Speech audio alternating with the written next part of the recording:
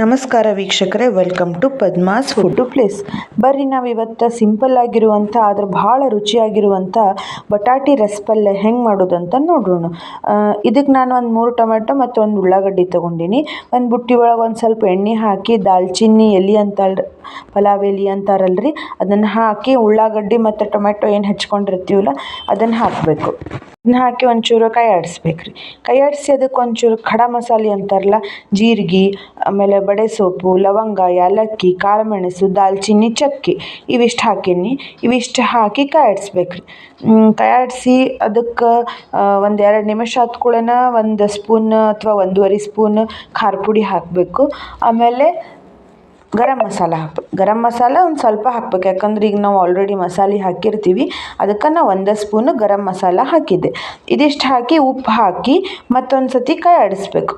ಕೈ ಆಡಿಸಿ ಅದನ್ನೇನು ಮಾಡ್ಬೇಕ್ರಿ, ಒಂಚೂರು ಕೊತ್ತಂಬರಿ ಹಾಕಿ ಆಫ್ ಮಾಡಿ ಇಟ್ಬಿಡ್ಬೇಕು. ಇದು ಮಸಾಲೆ ಫುಲ್ ತಣ್ಣಗಾಗಬೇಕು. ಫುಲ್ ತಣ್ಣಗಾದ ಕೂಡಲೇ ಇದನ್ನು ಮಿಕ್ಸರ್ಗೆ ಹಾಕಬೇಕು.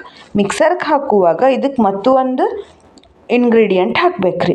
ಇದು ನೋಡ್ರಿ, ಇದು ನಮ್ಮ ಅಜ್ಜಿ ಮಾಡ್ತಿದ್ದರ್ರಿ. ಇದು ಪಲ್ಯ ಭಾರಿ ಅಂದ್ರೆ ಭಾರಿ ಮಸ್ತ್ ಮಾಡ್ತಿದ್ರಂತ. ಈ ಪಲ್ಯ ಅಜ್ಜಿ ಮಾಡ್ತಿದ್ದನ್ನು ನಮ್ಮ ಅಮ್ಮ ಅದು ಮಾಡ್ತಾರ್ರಿ. ಈಗ ನಮಗೂ ಅದ ಬಂದದ ನೋಡ್ರಿ. ಇದಕ್ಕೆ ಏನನ್ನೆಲ್ಲ ನಾನು ಇದಕ್ಕೆ ಒಂಚೂರು ಕೊಬ್ಬರಿ ಹಾಕ್ಬೇಕ್ರಿ. ಕೊಬ್ಬರಿ ಹಾಕಿ ಮಸ್ತ್ ಪೇಸ್ಟ್ ಮಾಡ್ಕೊಂಡು ರುಬ್ಬೇಕು. ಇದನ್ನು ಇಷ್ಟು ರುಚಿ ಆಗ್ತದ್ರಿ. ಇದು ಪಲ್ಯ ಭಾರಿ ಮಸ್ತ್ ರುಚಿ ಆಗ್ತದೆ ನೋಡ್ರಿ. ಇದು ನೋಡ್ರಿ, ಬಟಾಟಿನ ಮೊದಲ ಬೇಯಿಸಿಟ್ಕೊಂಡಿದ್ದೆ. ಬಟಾಟಿ ಬೇಯಿಸಿಟ್ಕೊಂಡಿದ್ದೆ. ಒಂದು ಸ್ವಲ್ಪ ದೊಡ್ಡ ದೊಡ್ಡ ಹೋಳು ಮಾಡ್ಕೋಬೇಕು, ಸಣ್ಣ ಹೋಳು ಮಾಡ್ಕೋಬಾರ್ದು. ಈಗ ಒಗ್ಗರಣೆ ಹಾಕೊಂಡ್ರಿ ಪಲ್ಯಕ್ಕೆ. ಪ್ಯಾನಿಗೆ ಒಂದು ಸ್ವಲ್ಪ ಎಣ್ಣೆ ಹಾಕಿ ಅದಕ್ಕೆ ಸಾಸಿವೆ, ಜೀರಿಗೆ, ಅರಿಶಿನ ಪುಡಿ ಇದೆಲ್ಲ ಹಾಕಬೇಕು. ಹಾಕಿ ಆಮೇಲೆ ಅದೇನು ನಾವು ಬಟಾಟಿ ಮಾಡಿ ಇಟ್ಕೊಂಡಿರ್ತೀವಲ್ಲ ಪೀಸ್, ಆ ಬಟಾಟಿ ಅದಕ್ಕೆ ಹಾಕಿ ಸ್ವಲ್ಪ ಫ್ರೈ ಮಾಡಬೇಕು. ಸ್ವಲ್ಪ ಫ್ರೈ ಮಾಡಿ ಆಮೇಲೆ ಇದೇನು ನಾವು ಮಸಾಲೆ ರುಬ್ಬಿಟ್ಕೊಂಡಿರ್ತೀವಲ್ರಿ, ಈ ಮಸಾಲೆ ಅದನ್ನು ಹಾಕ್ಬೇಕು ನೋಡ್ರಿ. ಭಾಳ ಸಿಂಪಲ್ ಅದ ಪಲ್ಯ, ಬಟ್ ಇಷ್ಟು ರುಚಿ ಆಗ್ತದಂದ್ರೆ ಸಿಕ್ಕಾಪಟ್ಟೆ ರುಚಿ ಆಗ್ತದೆ. ನಾ ಇದಕ್ಕಿನ್ನ ಬೆಳ್ಳುಳ್ಳಿ ಹಾಕಿಲ್ಲ.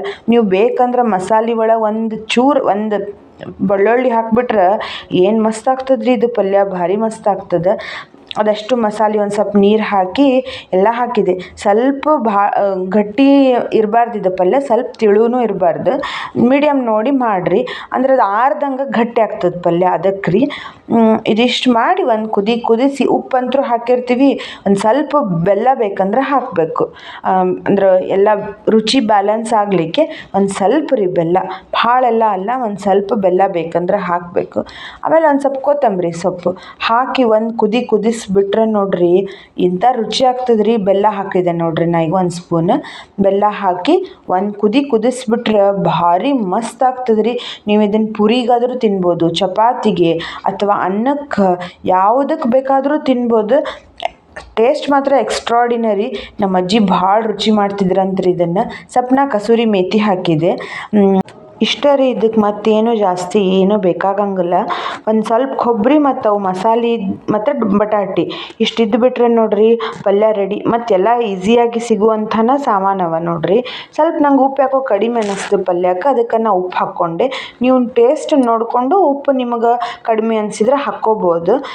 ಆತು ನೋಡ್ರಿ ಪಲ್ಯ ಮಸ್ತ್. ಬಟಾಟಿ ಪಲ್ಯ ಭಾರಿ ರುಚಿಯಾಗಿ ರೆಡಿ ಆಯಿತು. ಇದು ನೋಡ್ರಿ ಬಿಸಿ ಬಿಸಿ ಚಪಾತಿಯೊಂದಿಗೆ ಅಂತೂ ಇಷ್ಟು ರುಚಿ ಹತ್ತದ್ರಿ. ಇದು ಪಲ್ಯ ಎಕ್ಸ್ಟ್ರಾಡಿನರಿ ರುಚಿ ಹತ್ತದ ನೋಡ್ರಿ ಪಲ್ಯ. ಒಂದು ಕುದಿಸ್ಬಿಟ್ರೆ ಸಾಕು ನೋಡ್ರಿ ಇಷ್ಟು. ಆಮೇಲೆ ನೋಡ್ರಿ ಈ ಪಲ್ಯ ನೋಡ್ರಿ ಭಾಳ ಕ್ವಿಕ್ಕಾಗಿ ಆಗ್ತದೆ, ಟೈಮ್ ಭಾಳ ಹಿಡಿಯಂಗಿಲ್ಲ ನೋಡ್ರಿ. ಇದಕ್ಕೆ ಬಟಾಟಿ ಒಂದು ಬೇಯಿಸ್ಕೊಂಡ್ಬಿಟ್ರೆ ಅಗದಿ ಲಘೂನ ಆಗುವಂಥ ಪಲ್ಯ ರೀ ಇದು. ನೀವು ಬೇಕಂದ್ರೆ ಮಸಾಲೆ ರಾತ್ರಿನ ರುಬ್ಬಿಟ್ಕೊಂಡು ಬೆಳಗ್ಗೆ ಸ್ಕೂಲಿಗೋ ಅಥವಾ ಆಫೀಸಿಗೆ ಹೋಗೋರಿಗೆ ಡಬ್ಬಿಗೆ ಮಾಡಲಿಕ್ಕೂ ಭಾಳ ಈಸಿ ಅದ.